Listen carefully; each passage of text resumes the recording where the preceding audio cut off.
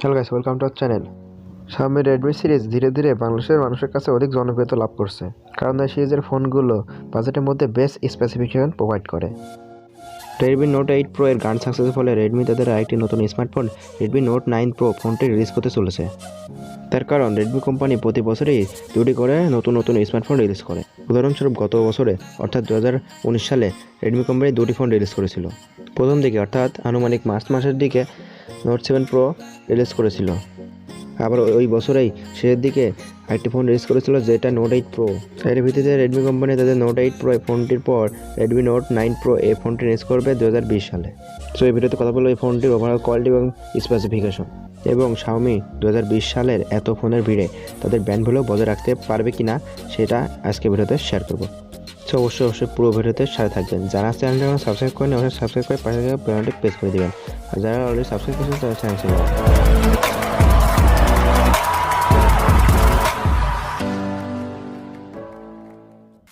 So প্রথমে কথা বলা হবে এই ফোনটির ডিজাইন এবং বিল্ড কোয়ালিটি সম্পর্কে। Xiaomi প্রত্যেকবারই তাদের রেডমি সিরিজের ফোনগুলোতে প্রিমিয়াম একটি ডিজাইন দেয়। Xiaomi বিল্ড কোয়ালিটির ক্ষেত্রে এই ফোনটিতে কোনো কম্প্রোমাইজ করেনি, এবং বিল্ড কোয়ালিটিও যথেষ্ট প্রিমিয়াম হবে এই ফোনটির ক্ষেত্রে। আগের পপুলার রেডমি সিরিজের ফোনগুলোর মতোই এই Redmi Note 9 Proতে থাকবে গ্লাস বডি ডিজাইন এবং 3D অরা লুক, এবং উভয় সাইডে থাকছে কর্নিং গরিলা গ্লাস 5 এর প্রোটেকশন। তাহলে কথা বলা হচ্ছে এই ফোনটির ফ্রন্ট সাইড সম্পর্কে। Redmi Note 8 Proর মতো এখানে IPS ডিসপ্লে দেখা যাবে না। এই ফোনটিতে থাকবে সুপার অ্যামোলেডের একটি display with punch cut out selfie camera, এবং এই ডিসপ্লে রেজলিউশন ফুল HD+। এই ফোনটির ডিসপ্লে ফুল ভিউ ডিসপ্লে হবে, যার কারণে বেজেলগুলো খুবই ন্যারো হবে। কোনো লিক্সের থ্রু জানা গেছে ফোনটির ডিসপ্লে ফুল ভিউ ডিসপ্লে হবে, যার কারণে এই ফোনটিতে কোনো ক্যামেরা কাট আউট দেখা যাবে না। তার মানে এখানে motorise pop up camera technology ব্যবহৃত হবে।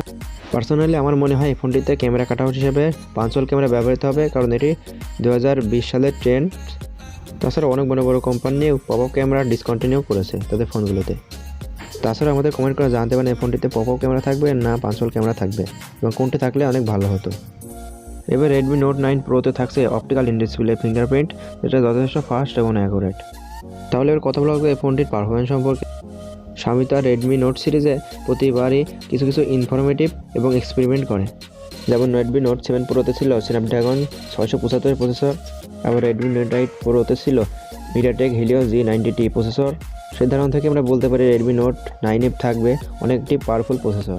সম্ভবত Qualcomm স্ন্যাপড্রাগনের 7 সিরিজের কোনো একটি প্রসেসর থাকবে এই ফোনটিতে, যেটা 5G ইন্টিগ্রেশনের সাথে আসবে। সম্ভবত এই ফোনটির ক্ষেত্রে 5G নেটওয়ার্কের সাপোর্টও দেখা যাবে। স্ন্যাপড্রাগন এবং MediaTek খুবই পাওয়ারফুল প্রসেসর তৈরি করছে আগের থেকে, এবং এটা 5G ইন্টিগ্রেশন আসবে। হয়তো দেখা যাবে এই ফোনটির ক্ষেত্রে কোনো একটি প্রসেসর এতে ব্যবহৃত হয়েছে। ক্যামেরার দিকে অগ্রসর হওয়া যাক। Redmi Note 7 Proতে ছিল 48 মেগাপিক্সেল Sony IMX586 সেন্সর। এরপর দেখা গিয়েছিল Redmi Note 8 Proতে 64 megapixel Samsung GW1 sensor. তার ধারাবাহিকতায় অনেক বড় একটা চান্স আছে Redmi Note 9 Proতে 108 মেগাপিক্সেল ক্যামেরা থাকবে। এটা Samsung SMX সেন্সর হিসেবে ব্যবহৃত হবে। এই সেন্সরটি বর্তমানে MI CC9 Proতে দেখা গিয়েছিল। বাকি তিনটি camera ultra wide lens, telephoto lens, micro lens অথবা ডেপথ সেন্সর হিসেবে এগুলো ব্যবহৃত হবে। এবার ব্যাটারি নিয়ে কথা বলা যাক।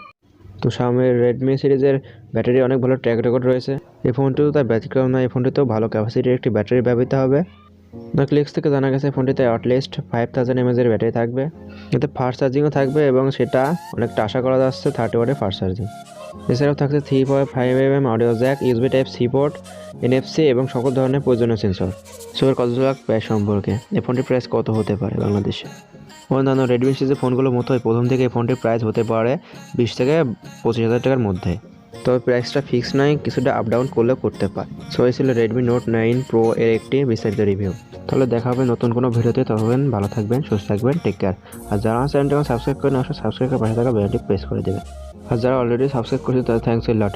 Thanks for watching.